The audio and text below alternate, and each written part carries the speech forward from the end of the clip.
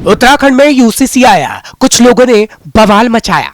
उत्तराखंड के बाद अब पूरे देश में लागू होगा यूसीसी। इस वक्त उत्तराखंड पूरे देश में ही नहीं बल्कि दुनिया में चर्चा का विषय बना हुआ है, क्योंकि उत्तराखंड सरकार ने यूसीसी लागू करने का ऐलान किया और अब जब ये लागू हो रहा है तो कुछ को तकलीफ हो रही है, तो कुछ इसे पूरे देश में लागू करने की बात कर रहे हैं। नमस्कार, कैपिटल टीवी देख रहे हैं आप, मैं हूं आपके साथ हर्ष भारद्वाज। उत्तराखंड सरकार ने समान नागरिक संहिता यानी यूसीसी के मैनुअल को मंजूरी दी। उसके बाद इसे लागू करने का रास्ता साफ किया और जब ये लागू हो रहा है तो उत्तराखंड में अलग अलग प्रतिक्रियाएं सामने आ रही हैं। हालांकि उत्तराखंड में 2022 के विधानसभा चुनावों के दौरान बीजेपी के एक प्रमुख चुनावी वादों में से एक था। समान नागरिक संहिता का मतलब है एक ऐसा कानून जो विवाह, तलाक, उत्तराधिकार, गोद लेने और भरण पोषण जैसे मुद्दों पर सभी धार्मिक समुदायों पर समान रूप से लागू होगा। भारत में अभी एक समान आपराधिक कानून है, लेकिन नागरिक कानून यानी सिविल लॉ अलग अलग धार्मिक समुदायों के लिए अलग अलग हैं। इसमें हलाला, इद्दत और तलाक जैसी प्रथाओं पर पूरी तरीके से प्रतिबंध है, जो मुस्लिम पर्सनल लॉ का हिस्सा है। हालांकि आदिवासी समुदायों को यूसीसी के दायरे से बाहर रखा गया है। मुस्लिमों में नहीं होगी बहुविवाद की इजाजत। समान नागरिक संहिता लागू होने के बाद अब हिंदू, मुसलमान, ईसाई समुदाय के लिए शादी, तलाक, संपत्ति बंटवारा समेत कई चीजों में बदलाव आ जाएगा। अब अलग अलग धर्म के पर्सनल लॉ की जगह एक समान कानून लागू होगा। लिहाजा अब मुस्लिम समुदाय में पुरुषों को एक से ज्यादा शादी की इजाजत नहीं होगी। वहीं निकाह, हलाला, इद्दत भी गैर कानूनी हो जाएगा। हालांकि इसको लेकर विपक्षी दल सवाल भी उठा रहे हैं। असदुद्दीन ओवैसी ने आरोप लगाते हुए कहा कि बीजेपी सिर्फ मुसलमानों की शादी, तलाक और संपत्ति के बंटवारे पर रोक लगा रही है।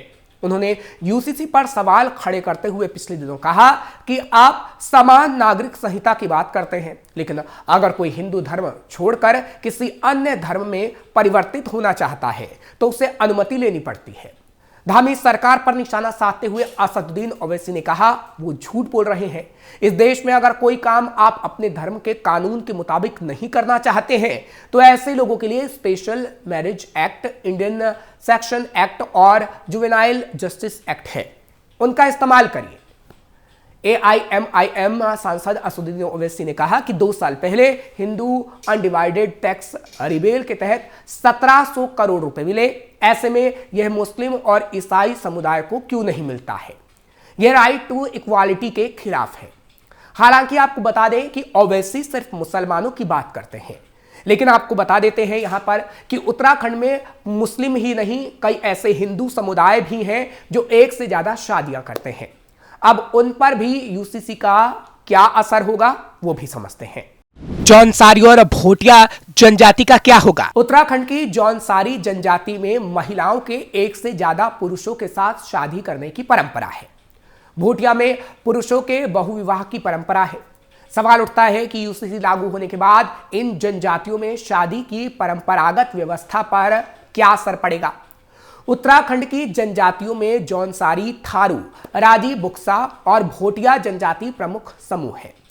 उत्तराखंड के देहरादून जिले में लाखा मंडल गांव की जौनसारी जनजाति के लोग आज भी अपनी धार्मिक परंपरा के चलते पॉलीएंड्री विवाह करते हैं। आसान भाषा में समझे तो यहां महिलाओं के एक से ज्यादा पुरुषों के साथ शादी करने की परंपरा है।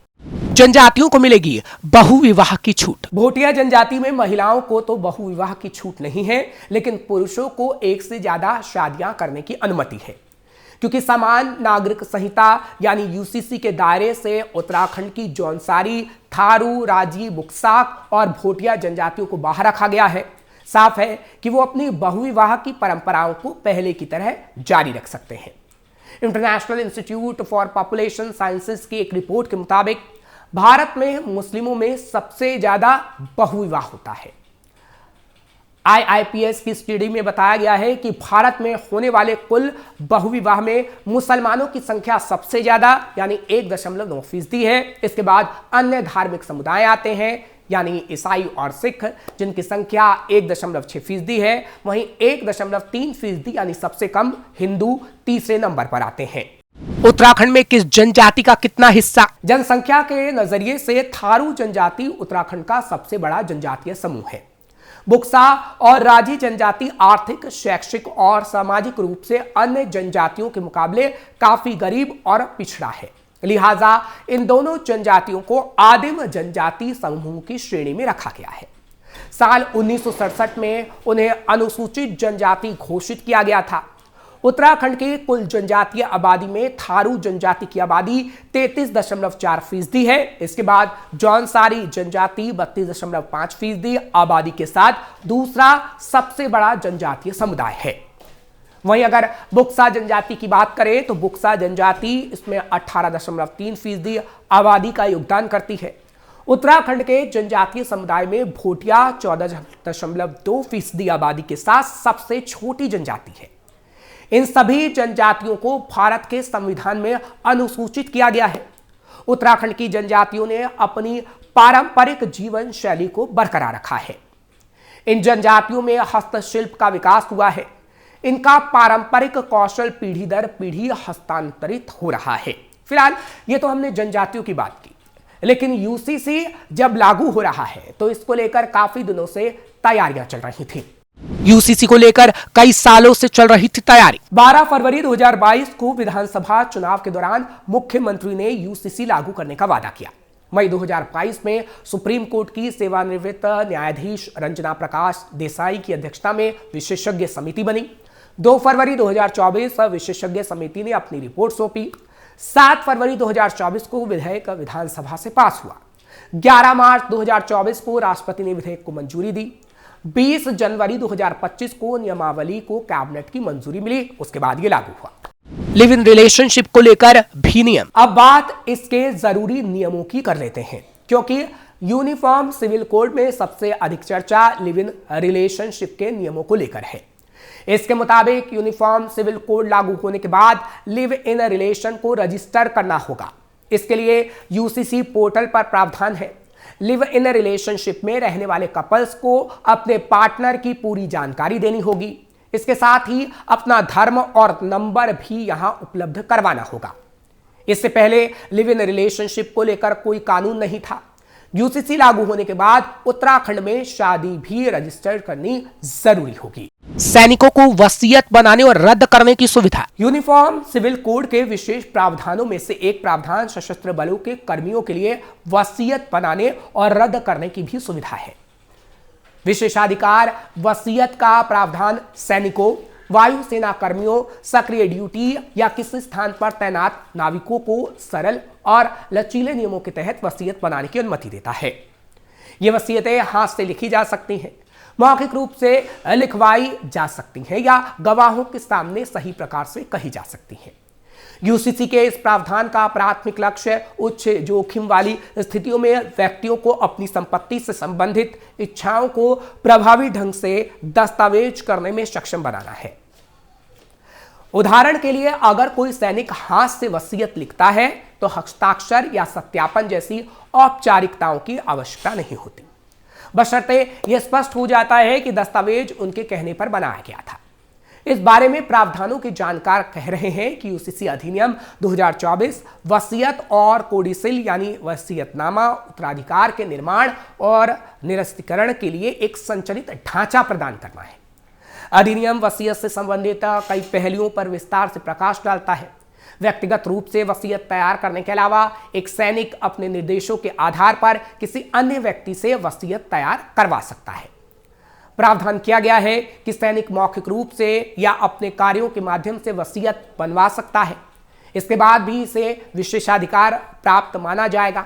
अगर कोई सैनिक लिखित निर्देश देता है और वसीयत को अंतिम रूप देने से पहले उसकी मृत्यु हो जाती है तो उन निर्देशों को उस स्थिति में वैध माना जा सकता है। शर्त यह है कि वो निर्देश सैनिक के इरादों को दर्शाते हों।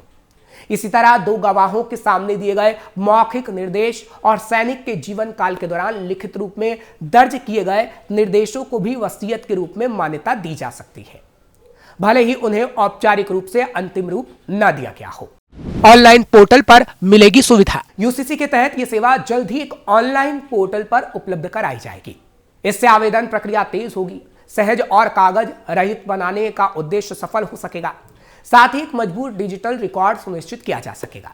सूत्र के मुताबिक कहा गया है कि वसीयत बनाना अनिवार्य नहीं है, ये एक व्यक्तिगत पसंद की चीज है। हालांकि जो लोग अपनी संपत्ति के लिए स्पष्ट दिशा निर्देश निर्धारित करना चाहते हैं, उनके लिए अधिनियम एक सुरक्षित और सरल प्रणाली प्रदान कर रहा है। फिलहाल ये कहा जा सकता है कि उत्तराखंड यूनिफॉर्म सिविल कोड यानी यूसीसी लागू करने वाला देश का पहला राज्य है। इससे शादी, तलाक, लिव इन रिलेशनशिप, वसीयत और उत्तराधिकार जैसे मामलों में एक समान कानून लागू होगा। इस कदम के साथ सभी समुदायों के लिए अलग अलग पर्सनल लॉ हट जाएंगे। यूसीसी सभी के अधिकार सुनिश्चित करेगा, जिससे उन्हें संपत्ति और पारिवारिक अधिकारों में समानता मिलेगी। फिलहाल उत्तराखंड इस वक्त हर जगह यूसीसी को लेकर चर्चा में बना हुआ है। अभी तो सिर्फ यूसीसी उत्तराखंड में लागू हुआ है, लेकिन पूरे देश में यूसीसी जल्द लागू हो सकता है। फिलहाल आपको ये खबर कैसी लगी, आप कमेंट सेक्शन में जरूर बताइए। खबर को लाइक और शेयर करें, कैपिटल टीवी को सब्सक्राइब जरूर करिएगा।